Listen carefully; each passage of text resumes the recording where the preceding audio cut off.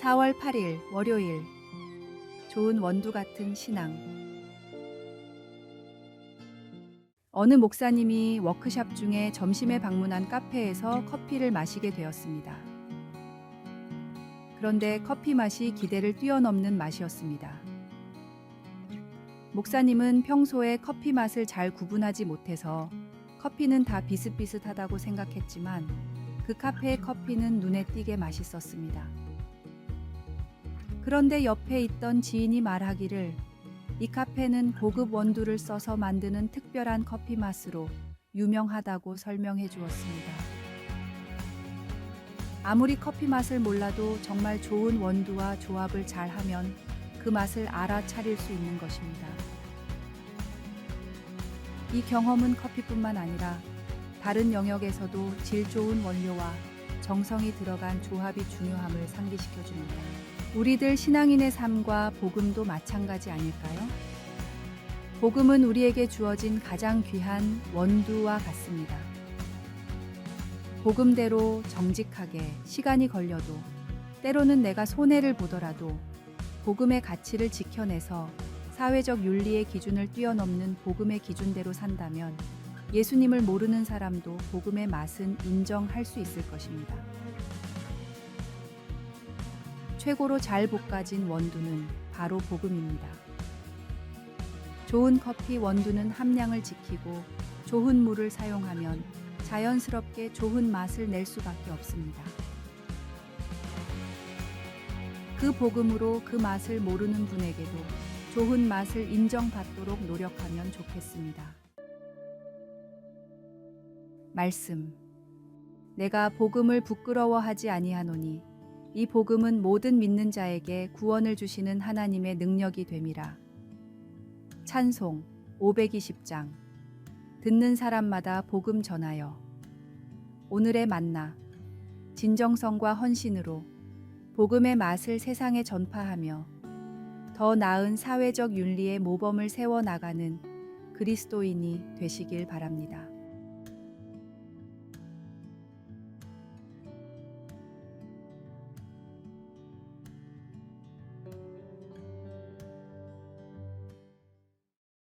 (4월 9일) 화요일. 하나님이 도우시는 것 같이. 올레 카소는 코펜하겐에서 자전거를 즐겨 타는 사람이었습니다. 어느 날 그는 공원에서 보행보조기에 앉아있는 노인을 보고는 노인들에게 자전거 타는 즐거움을 선사해야겠다 생각하게 되었습니다. 이 아이디어를 실현하기 위해 올레는 삼륜 자전거를 빌려 요양원에 가서 노인들을 태워주겠다고 제안했고 첫 탑승객들의 반응에 큰 기쁨을 느꼈습니다. 이 프로젝트는 시간이 흘러 57만 5천 명의 노인들에게 2,500만 번의 행복한 순간을 선사했습니다. 참여자들은 친구를 만나고 아이스크림을 즐기며 바람을 느끼는 소소한 기쁨을 경험했습니다. 이러한 활동은 참가자들의 삶의 질을 높여주었고 그들이 더 잘 자고 더 잘 먹고 더 적게 외로움을 느끼게 만들었습니다. 그 같은 은사는 하나님이 이사야 58장 10절, 11절에서 그의 백성들에게 하신 아름다운 말씀을 살아 숨 쉬게 합니다. 하나님은 괴로워하는 자의 심정을 만족하게 하면 내 빛이 흑암 중에서 떠올라 내 어둠이 낮과 같이 될 것이라 고 말씀하시고 여호와가 너를 항상 인도하여 메마른 곳에서도 네 영혼을 만족하게 하며 너는 물된 동산 같겠고 물이 끊어지지 아니하는 샘 같을 것이라 고 약속하셨습니다. 하나님은 그의 백성들에게 너희 자손들이 오랫동안 폐허가 된 곳을 재건하리라 고 말씀하셨습니다. 하나님은 우리를 통해 무엇을 하실 수 있을까요? 하나님께서 우리를 도와주시듯 우리도 항상 다른 사람들을 도울 준비가 되어 있기를 바랍니다.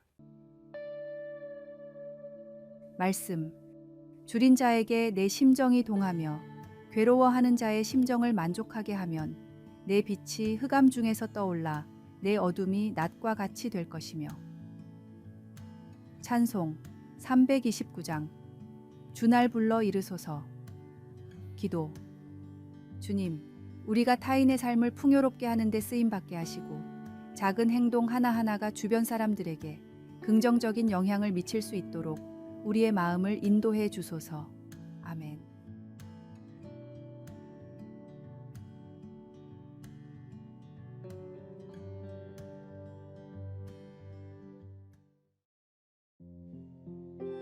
(4월 10일) 수요일. 완벽하지 않더라도. 세계 지도가 없던 중세 시대에 독일의 지리학자 마르틴 베하임은 아메리카 대륙을 건너 서쪽으로 가다 보면 인도가 나온다라고 주장했습니다. 포르투갈의 한 탐험가는 이 말을 믿고 세계 일주를 떠났지만 아메리카 대륙 서쪽에는 인도양이 아닌 망망대해가 펼쳐져 있었습니다. 탐험가는 이 바다를 태평양이라고 이름 짓고 동남아의 수많은 나라를 들러 정보를 수집했습니다. 그때 동남아에서 선교 활동을 하던 연로한 탐험가는 죽었지만 선원들은 다시 본국으로 돌아왔고 이 여정은 첫 세계 일주로 역사에 기록됐습니다. 이렇듯 처음으로 세계를 탐험한 마젤란의 위대한 여정은 잘못된 정보로부터 시작됐습니다. 크리스토퍼 콜럼버스의 대담한 항해 역시 토스카넬리의 잘못된 지도에 기반을 두고 있었습니다. 그러나 그의 믿음과 용기는 새로운 대륙의 발견이라는 경이로운 성취로 이어졌습니다. 이 이야기들은 우리에게 믿음의 중요성을 상기시킵니다. 성경은 우리가 완벽하지 않음을 인정하면서도 믿음을 통해 우리의 삶에서 하나님의 뜻을 발견하고 따를 수 있다고 가르칩니다. 실수와 오류는 인간의 본성의 일부이며 때로는 우리가 예상치 못한 방향으로 이끌 수 있습니다. 그러나 우리의 믿음이 견고하다면 성령님은 우리를 진리의 길로 인도하실 것입니다. 말씀. 너는 범사에 그를 인정하라. 그리하면 내 길을 지도하시리라. 찬송 464장. 믿음의 새 빛을. 오늘의 만나. 우리의 신앙 여정에서의 실수와 오류는 결코 실패가 아닙니다. 오히려 그것들은 우리가 하나님의 사랑과 은혜를 더욱 깊이 이해하고 그분의 뜻에 더욱 순종하는 삶을 살도록 도와주는 소중한 기회입니다.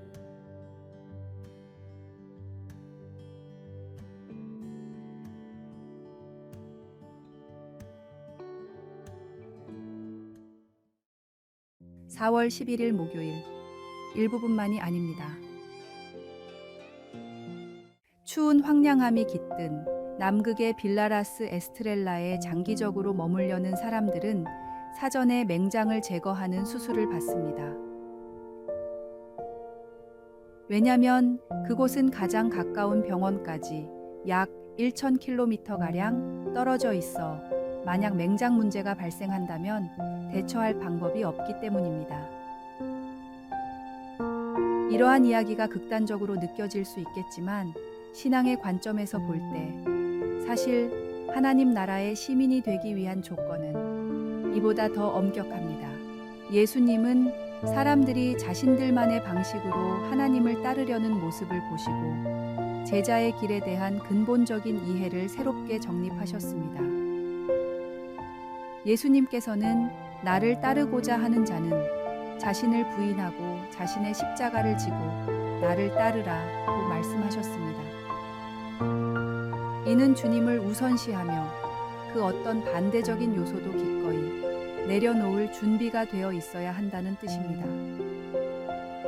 십자가를 지는 것은 사회적, 정치적 억압과 심지어 죽음까지도 감수하며 주님께 헌신할 준비가 되었음을 선언하는 행위입니다. 따라서 내려놓음과 십자가를 짐을 넘어 우리는 주님을 진정으로 따르려는 의지를 가져야 합니다.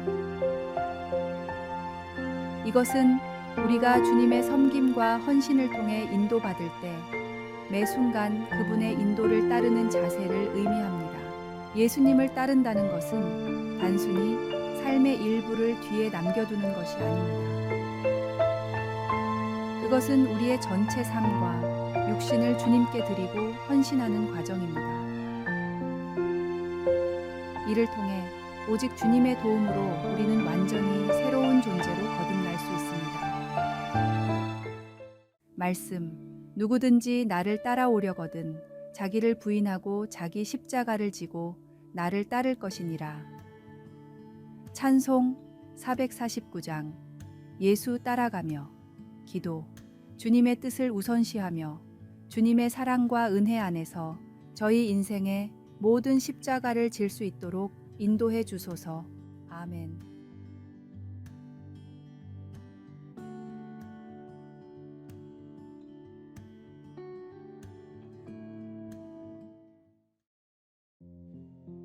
(4월 12일) 금요일. 삶의 변화를 위한 환경 조성. 뛰어난 작문 실력을 가졌지만 워낙 놀기를 좋아해 책을 쓰지 못하는 한 작가가 있었습니다.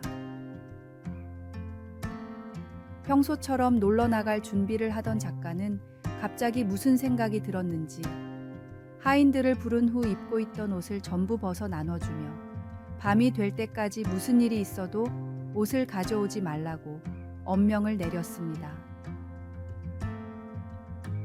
나가고 싶은 욕구를 이겨내지 못하자 강제적으로 나갈 수 없는 환경을 만든 것입니다. 열심히 글을 쓰던 남자는 몇 년 후 레미제라블이라는 부르의 명작을 완성했습니다. 나가고 싶은 욕구에 계속 굴복했다면 우리가 아는 빅토르 위고는 오늘날 존재하지 않았을 것입니다.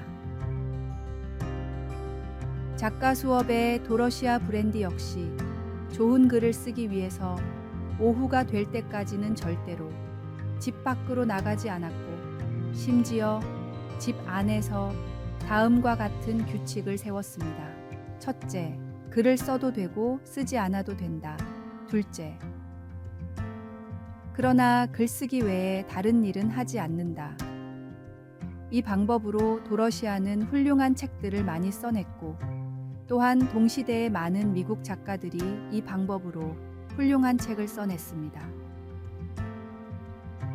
의지도 중요하지만 환경도 중요합니다. 성도에게 하나님의 말씀을 묵상하고 기도로 대화하는 것은 아주 중요한 일입니다. 성령의 충만함을 위한 환경으로 내 삶을 조정하십시오.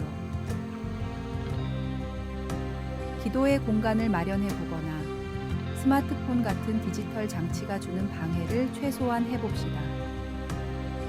정기적인 예배 및 모임 참여와 말씀을 묵상하거나 영적 일기를 써보는 것도 도움이 될 것입니다. 말씀.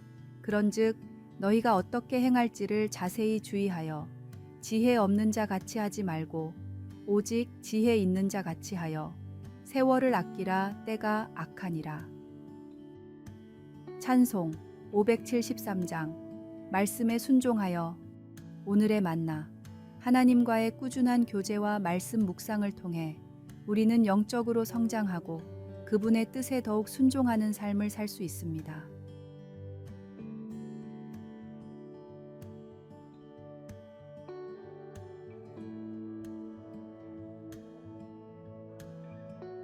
아래의 빨간색 글자 구독을 누르시어 더 많은 전도의 열매를 맺으시기를 기도합니다.